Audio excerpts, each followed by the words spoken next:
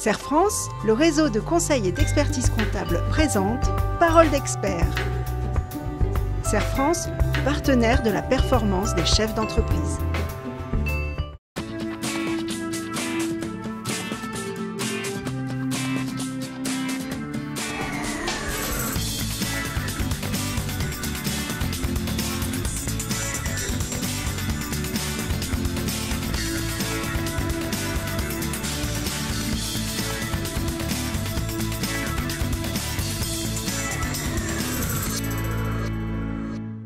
Bonjour à tous, bonjour Christophe. Bonjour Bénédicte. Nous allons consacrer cette chronique au crowdfunding. Né et développé outre-Atlantique, ce nouveau mode de financement réglementé en France depuis seulement 2014 connaît un essor rapide, avec chaque année un doublement des volumes. Le développement de très nombreuses plateformes de financement participatif a été permis grâce à Internet et aux réseaux sociaux et à une tendance plus globale d'économie collaborative. Partons à la découverte de ce phénomène émergent en quelques questions-réponses.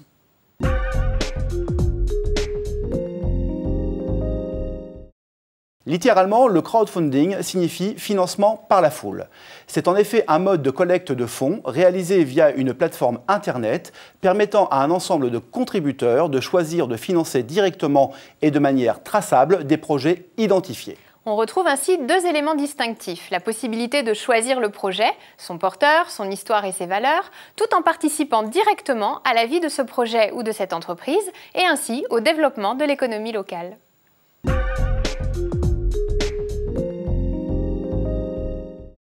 Êtes-vous concerné par le crowdfunding? Oui, bien sûr, et potentiellement tout le monde, puisque ce mode de financement met en relation d'un côté des financeurs qui sont souvent des particuliers, mais qui peuvent être également des entreprises et qui souhaitent apporter leur soutien à un projet de création ou de développement d'activité. Ce projet peut être de toute nature, associatif, culturel, artistique, économique, solidaire. Et de l'autre côté, un porteur de projet qui ne possède pas tous les fonds nécessaires au lancement de son activité, qui ne souhaite pas ou ne peut pas faire appel à une banque ou souhaite tout simplement tester son projet auprès du marché et le faire connaître. Les uns et les autres se rencontrent sur Internet via une plateforme dédiée et généralement spécialisée selon la nature des projets et la forme de financement.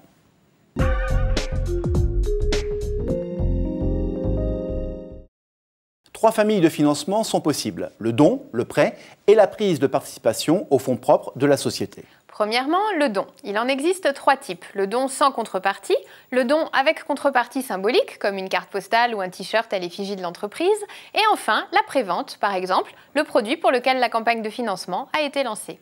Deuxièmement, le prêt, avec deux formules possibles, le prêt sans intérêt et le prêt à intérêt, avec l'avantage pour l'emprunteur d'être sans caution ni garantie et pour le prêteur d'être mieux rémunéré. Troisièmement, la prise de participation aux fonds propres de la société.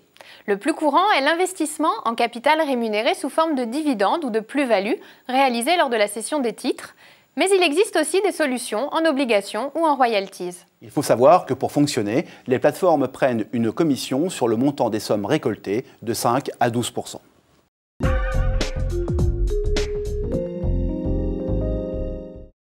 Le choix de recourir à une forme en particulier sera guidé par la nature de votre projet. Il est possible dans certains cas d'utiliser différentes solutions simultanément ou au cours de la vie de votre projet et de ses besoins. Le don est idéal pour tester son marché et l'accueil du public vis-à-vis de votre produit ou service. Les dons perçus vont conforter vos fonds propres et permettre de créer un effet de levier sur d'autres financements comme les prêts bancaires ou les subventions. Le don moyen est d'environ 60 € et le montant moyen collecté oscille entre 3 000 et 4 000 €. Le prêt permet en général de financer des dépenses non prises en compte par les banques, comme le besoin de liquidité par exemple, ou des projets d'investissement immatériels. Toutefois, il est nécessaire de présenter au moins 2 bilans comptables pour y prétendre, notamment pour les prêts rémunérés. Pour ceci, le taux moyen est de 8% et varie selon la qualité du dossier entre 4 et 12%. Ce taux, très intéressant pour les prêteurs, d'autant plus que les versements sont souvent trimestriels, peut paraître cher pour l'emprunteur. En réalité, ce surcoût est à pondérer du fait des délais d'obtention, généralement plus courts, de l'absence de garantie et surtout de l'impact en termes de communication généré par la campagne sur Internet.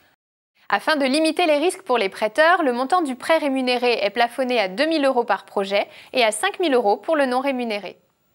Et enfin, la prise de participation au capital sera appréciée pour financer le développement d'un projet à caractère innovant ou peu prisé par les investisseurs traditionnels, comme la promotion immobilière ou l'ouverture de succursales. La prise de participation ouvre droit, dans certains cas, à des avantages fiscaux pour les investisseurs, soit une réduction d'impôt sur le revenu équivalente à 18% du montant investi ou à 50% sur l'ISF.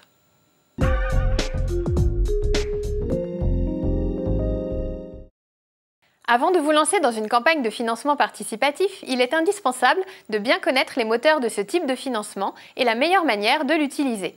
Une opération de crowdfunding se déroule en 3 temps: l'avant, le pendant et l'après-campagne. Avant la campagne, il convient de vous questionner sur la maturité de votre projet, vos talents de communicant et votre maîtrise des réseaux sociaux, l'existence d'un réseau personnel que vous pourrez mobiliser rapidement, composé d'amis, de clients potentiels, d'experts, etc. Et enfin, sur votre capacité à vous libérer du temps et à dégager un budget minimum de communication. Vous devrez également vous interroger sur des points cruciaux, faute de quoi votre campagne n'aurait aucune chance de réussir. Quel est votre besoin de financement? Avez-vous un produit à montrer? Avez-vous une histoire à raconter qui donne envie? Quelle contrepartie pouvez-vous proposer? Etc. Pendant la campagne, il est important de bien prendre connaissance des règles de fonctionnement de la plateforme avant de se lancer, puis de définir ses cibles et un plan de communication approprié. Attention, le web ne fait pas tout. Rien ne remplace le contact physique qui peut prendre forme autour d'événements et de démarchage. La réussite d'une campagne de crowdfunding repose essentiellement sur votre capacité de communication, donc ne sous-estimez pas cette dimension. Après la campagne, que le projet ait trouvé les fonds nécessaires ou non, il faudra tirer des enseignements, des actions menées et des retours obtenus. Il conviendra également d'informer vos financeurs de l'issue de votre projet, de ne pas oublier de transmettre les contreparties dans le cadre d'une campagne de collecte de dons et éventuellement de les rencontrer. Nous espérons que ces quelques conseils vous aideront à réussir votre prochaine campagne de crowdfunding. À bientôt pour de nouvelles paroles d'experts.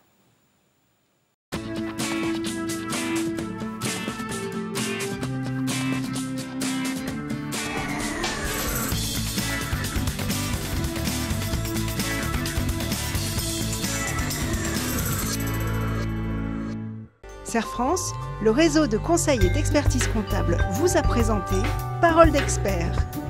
CERFrance, partenaire de la performance des chefs d'entreprise.